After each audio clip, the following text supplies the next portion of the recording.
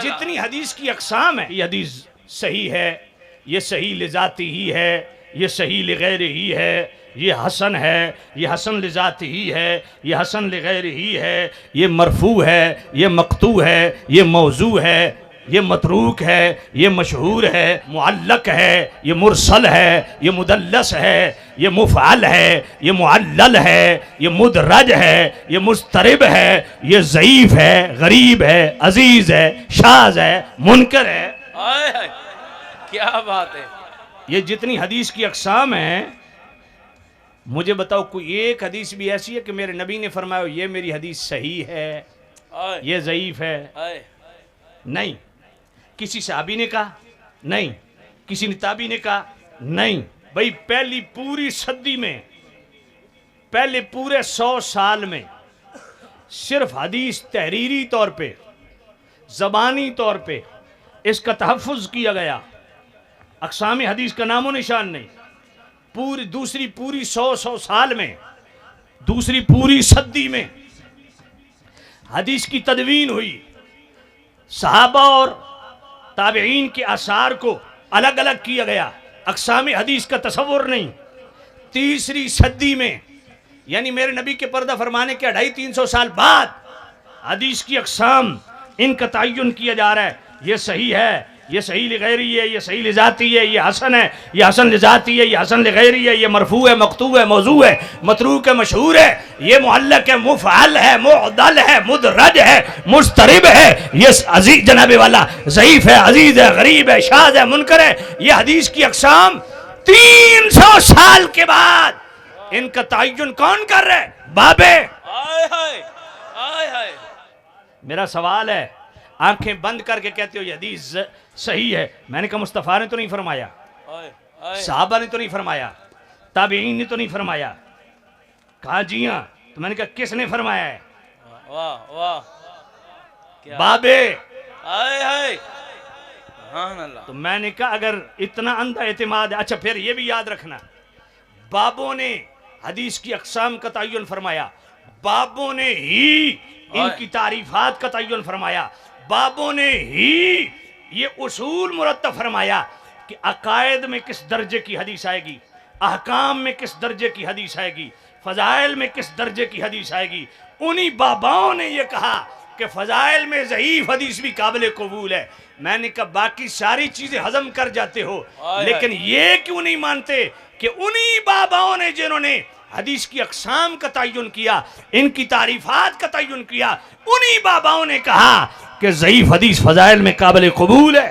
वाह वाह।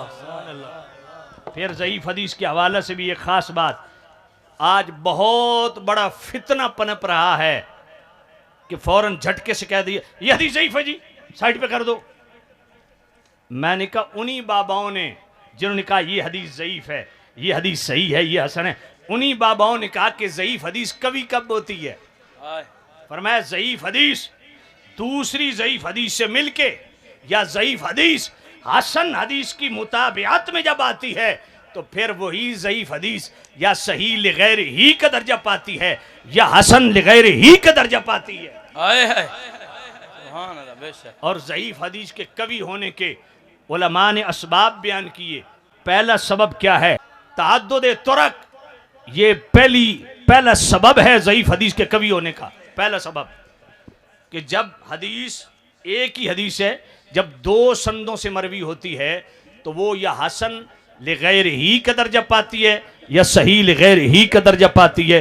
और ये भी ज़रूरी नहीं कि तअद्दुद उसके तुरक उसके बहुत सारे हों, 2 तुरक से भी ज़ईफ़ हदीस अगर आई है तो वो मुहद्दिसीन के यहाँ काबिल एतमाद है, काबिल इस्तिदलाल है और वो ज़ईफ़ कवि हो जाती है। और दूसरा सबब ज़ईफ़ हदीस के कवि होने का, वल अमलो अला हाज़ा इंद अहलिल इल्म।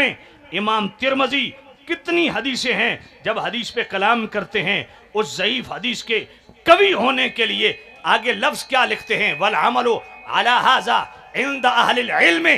कहा इस पे अहले इल्म का अमल है, तो पता चला अहले इल्म का ज़ईफ़ हदीस पे अमल करना उस ज़ईफ़ हदीस को कवि बना देता है। फिर तीसरा सबब ज़ईफ हदीस के कवी होने का क्या है? जब मुज्तहिद किसी ज़ईफ हदीस से इस्तिदलाल करता है तो वो हदीस ज़ईफ कवी हो जाती है। चौथा सबब क्या है? सालेहीन का, बाबाओं का, औलिया अल्लाह का किसी हदीस पे अमल करना, वो ज़ईफ हदीस को कवी कर देता है। ये बात मैं नहीं कर रहा, इमाम हाकिम कर रहे हैं, इमाम बैहकी शुअबुल ईमान में कर रहे हैं कि ये जो हदीस है ना सलात तस्बीह वाली, ये हदीस ज़ईफ है। लेकिन इस पे अमल किया हजरत अब्दुल्ला इब्न मुबारक जैसे फ़कीह और मुहद्दिस और अल्लाह के वली ने, उस वजह से ये कवी हो गई। और उनके बाद तमाम उम्मत के सुलहा एक दूसरे से इसको जनाबे वाला लेते रहे, अमल करते रहे, तो पता चला सालेहीन का ज़ईफ हदीस पे अमल करना ये भी ज़ईफ हदीस को कवी कर देता है। और पांचवा सबब ज़ईफ हदीस के कवी होने का क्या है? वो कश्फ है, तजर्बा है। इस पे हजरत अली कारी रहमतुल्लाह अलैह मिरकात शरह मिशकात में फरमाते हैं कि मुहय्यिद्दीन इब्न अरबी वो फरमाते हैं कि मुझ तक मेरे नबी की एक हदीस पहुंची। क्या? मेरे नबी ने फरमाया कि जो बंदा 70,000 मरतबा कलमा तय्यबा शरीफ पढ़ता है अल्लाह उसकी बख्शिश व मगफरत फरमा देता है, या 70,000 कलमा तय्यबा पढ़ के किसी को बख्श देता है अल्लाह उसकी भी बख्शिश फरमा देता है। तो मुहय्यिद्दीन इब्न अरबी फरमाते हैं मैंने हदीस की सेहत को नहीं देखा, मैंने इस पर अमल करते हुए 70,000 मरतबा कलमा तय्यबा शरीफ मैंने पढ़ लिया।